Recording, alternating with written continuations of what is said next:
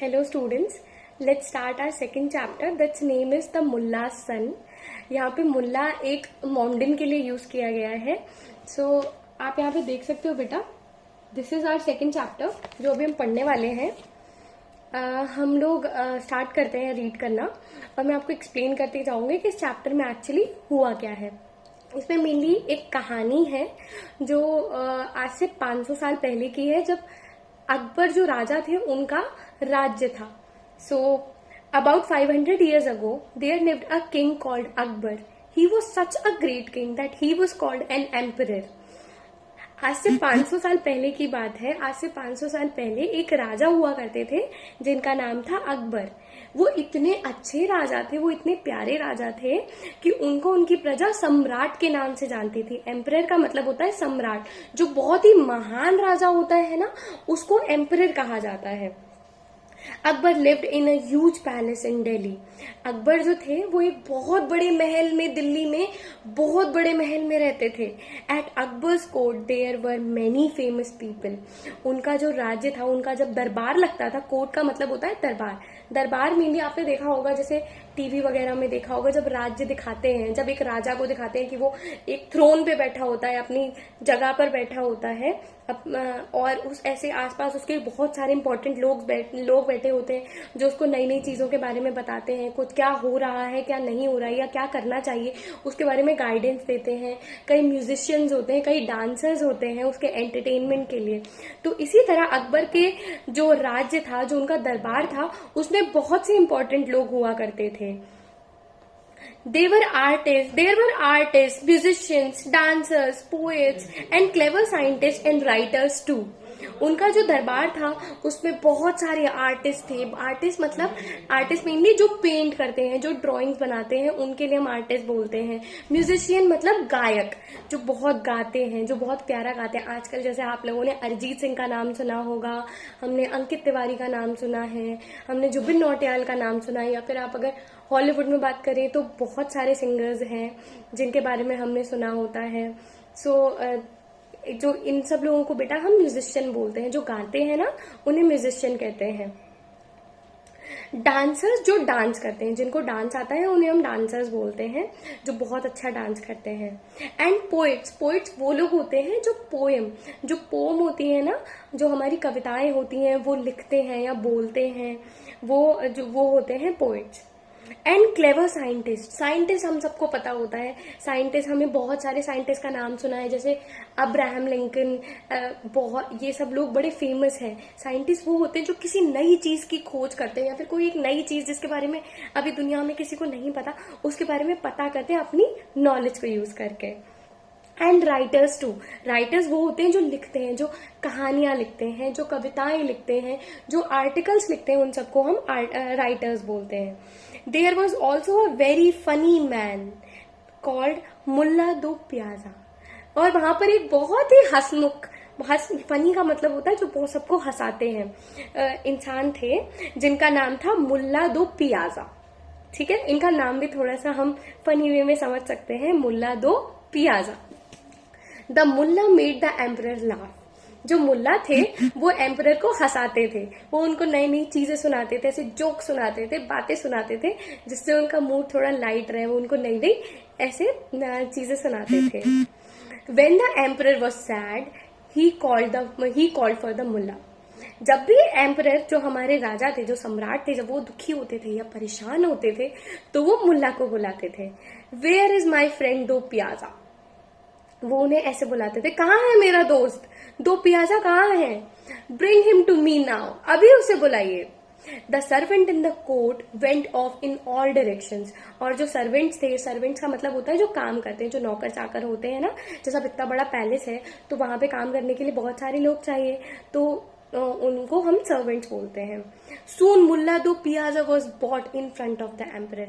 फिर ऐसे जल्दी से मुल्ला दो प्याजा को एम्परर यानी सम्राट के सामने, अकबर के सामने लाया जाता था. And very soon after that the emperor forget all his troubles, he rolled about with laughter. और फिर ऐसे होता था कि जैसे वो आते थे, उनकी वजह से जो एम्परर थे, जो हमारे अकबर थे राजा, वो अपनी सारी परेशानियां भूल जाते थे, सारी तकलीफें भूल जाते थे और एकदम ऐसे पेट पकड़ पकड़ के हंसने लगते थे, एकदम रोल करने लगते थे हंसी में, मतलब ऐसे खुश हो जाते थे। मुल्ला तो piazza really was a funny man. वो बहुत ही ज्यादा फनी मैन थे, उनको लोगों को हंसाना बहुत अच्छी तरह आता था। Nothing surprise him and nothing shocked him. वो उन्हें कोई भी चीज ऐसे सरप्राइजिंग नहीं लगती थी, ऐसे मतलब अरे बड़ी खुशी नहीं देती, तो कोई भी चीज ऐसी नहीं थी जिससे उन्हें बहुत ज्यादा इफेक्ट हो। He always had something to say. उनके पास कुछ ना कुछ हमेशा कहने के लिए होता था। He had a quick answer for any question. उनके पास हर एक सवाल का जवाब था, कोई उनसे जीत नहीं सकता था। One morning, the mullah said goodbye to his wife and son and went off to the court as usual. एक दिन की बात है, एक सुबह की बात है, जब मुल्ला अपनी वाइफ को ऐसे बाय कह के, जब हम कहीं जाते तो हम अपनी लव्ड वंस को बाय या फिर ऐसे सायोनारा कुछ भी चीजें ऐसे बोलते हैं, ठीक है, ऐसे अपने बच्चे को और अपनी वाइफ को ऐसे गुड बाय बोलकर कोर्ट चले जाते हैं। His son Rafiq was only 6 year old. उनका जो बेटा था वो ओनली 6 साल का था, सिर्फ 6 साल का था। And today he began to behave very badly. अब लेकिन वो बहुत ज्यादा, उसका बिहेवियर चेंज होता है जब बच्चे बड़े होते हैं, तो उसका बिहेवियर थोड़ा सा खराब हो रहा था. His mother the Mulla's wife got very angry with him. उसकी जो वाइफ थी, जो उसकी मम्मी थी रफीक की, वो उससे बहुत गुस्सा हो जाती थी. You bad boy, she shouted and chased him out of the room. ऐसे उन्होंने ना उसकी तरफ बहुत जोर से चिल्लाए, गंदे लड़के, ऐसे करके, और उसको ऐसे चेज किया रूम के बाहर जाते टाइम. चेज करना मतलब जब हम जैसे मान लेते हैं मेरे आगे कोई भाग रहा है और अगर मैं उसे पकड़ने के लिए दौड़ूंगी तो उसको चेज करना कहेंगे. The frightened little boy ran to his room and hid under the bed. ऐसे वो अपने रूम में भागा, अपने रूम की तरफ भागा और अपने बेड के नीचे जाके छुप गया. His mother decided to leave him where he was.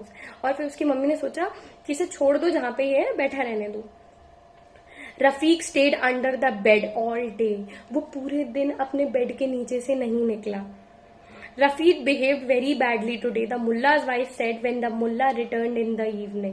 उसने अपने पति के आने पे, मुल्ला जब आए, उनको बोला कि आपका बेटा रफीक जो है वो बहुत ही गंदी तरह बिहेव कर रहा है पूरे दिन से.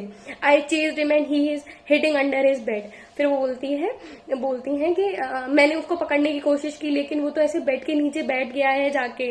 I am worried about him now. अब मुझे उसकी चिंता हो रही है. But he won't listen to me. You go to him, dear husband. ऐसे फिर वो उसको बोलते हैं, बट वो मेरी बात नहीं सुनेगा, वो ऐसे बेड के नीचे से मेरे कहने पे बाहर नहीं आएगा, तो तुम जाओ और उसको बाहर लेकर आओ. Talk to him sweetly and ask him to come and have his dinner. उससे प्यार से बात करो, उसको मनाओ और उसे खाने के लिए लेके आओ. Mulla Do Piyaza went immediately to Rafiq's room. वो ऐसे जल्दी से अपने बेटे के रूम में जाते हैं. He peeped under the bed. Peeped का मतलब होता है झांकना. मान लेते हैं ऐसे कोई एक, आपने जैसे तख्त के नीचे हम देखते हैं ऐसे करके, उसे हम पीप करना कहते हैं. Yes, there he was resting peacefully against the wall. ऐसे वो टिक के, ऐसे वॉल से टिक के बैठा होता है बेड के नीचे. The mullah did not want to frighten Rafiq. The mullah did not want to frighten Rafiq. मुल्ला रफीक को ऐसे डराना नहीं चाहते थे, उसको ऐसे थोड़ा सा वो नहीं करना चाहते थे, परेशान नहीं करना चाहते थे. तो he lay on the floor and put his head right under the bed. The little boy smiled brightly. तो वो क्या करते हैं, ऐसे टिकते हैं, ऐसे फ्लोर से ऐसे ले करते हैं ऐसे डाउन, और ऐसे अपना सर रख के, ऐसे फ्लोर पे अपना सर रख के बैठ जाते हैं. जो लिटिल बॉय होता है, जो उनका छोटा सा बेटा होता है, वो ऐसे उन्हें देख के स्माइल करता है ब्राइटली, बहुत खुश हो जाता है. द मुल्ला, hello father, he said, have you been punished too. तो वो ऐसे करके पापा से बोलता है, और पापा आपको भी पनिशमेंट मिली है क्या? नेवर माइंड, कोई बात नहीं. There is plenty of room under here for both of us. Crawl right in and make your self comfortable.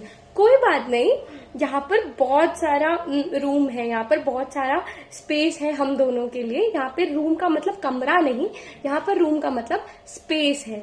यहाँ सेंटेंस में इसका मतलब स्पेस है बेटा. आप यहाँ पे अंदर आ जाओ, ऐसे क्रॉल करके जब हम 4 पैरों पे चलते हैं उसको हम क्रॉल करना कहते हैं, जो बचपन में चलते थे वैसे। और मेक योर सेल्फ कंफर्टेबल, और यहाँ आके आराम से बैठ जाओ। वो ऐसे करके अपने पापा को बोलता है। For the first time in his life, Mullah Do Piazza found himself speechless. He crawled under the bed and joined his son. पहली बार जिंदगी में मुल्ला दो प्याजा जो थे हमारे, वो ऐसे चुप हो गए। उनके पास शब्द नहीं थे कहने के लिए, उन्हें समझ नहीं आ रहा था कि वो क्या बोले। वो ऐसे बेड के नीचे जाते हैं ऐसे क्रॉल करके और अपने बच्चे के पास जाकर बैठ जाते हैं। सो यहाँ पे कुछ डिफिकल्ट वर्ड्स हैं। हमारी पूरी स्टोरी थी, ये थोड़ी सी लाइट स्टोरी थी जो आई होप आप लोगों को अच्छी लगी होगी। कि हमने इससे ये सीखा, कभी कभी जो लोग जिंदगी में सिर्फ हमेशा सबके सामने बोलते हैं, बहुत कुछ बोलते हैं, वो अपने अपनों के सामने ही चुप हो जाते हैं।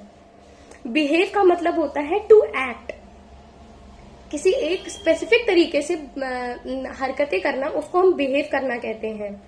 Decided, make upon his mind या सेटल, जब हम किसी चीज के बेस पे एक डिसीजन लेते हैं कि मतलब हाँ मैं यही करूंगी, ये मैंने सोच लिया। मान लो जैसे मैं डिसाइड करूं आज मुझे पिंक कलर का टॉप ही पहनना है, तो व्हाट आई डिसाइडेड कि मैं पिंक कलर का ही टॉप पहनूंगी, मुझे कोई और नहीं चाहिए।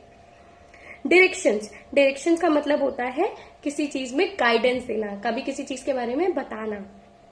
शॉक्ड, अपसेट, स्टन्ड, ऐसे मतलब ये थोड़ा नेगेटिव वे में जाता है जब हमें अपने ऐसे इमोशंस एक्सप्रेस करने होते हैं जो दुख से रिलेटेड होते हैं। स्टन्ड मतलब अपसेट, किसी चीज को, किसी बात का बुरा लगना, या फिर सरप्राइज होना, दोनों इन अ बैड वे। हम सरप्राइज जब गुड वे में होते हैं तो हम उसे शॉक्ड नहीं बोलते, सरप्राइज अलग हो जाता है फिर। Speechless, not able to speak, जब इंसान के पास कहने के लिए कुछ होता नहीं है तो उसे हम स्पीचलेस होना कहते हैं। ट्रबल्स, वरीज, जो हमारी प्रॉब्लम्स होती हैं, जो हमारी दिक्कतें होती हैं, जो परेशानियां होती हैं, उनको हम ट्रबल्स कहते हैं। So thank you so much, I hope आपको अच्छा लगा होगा।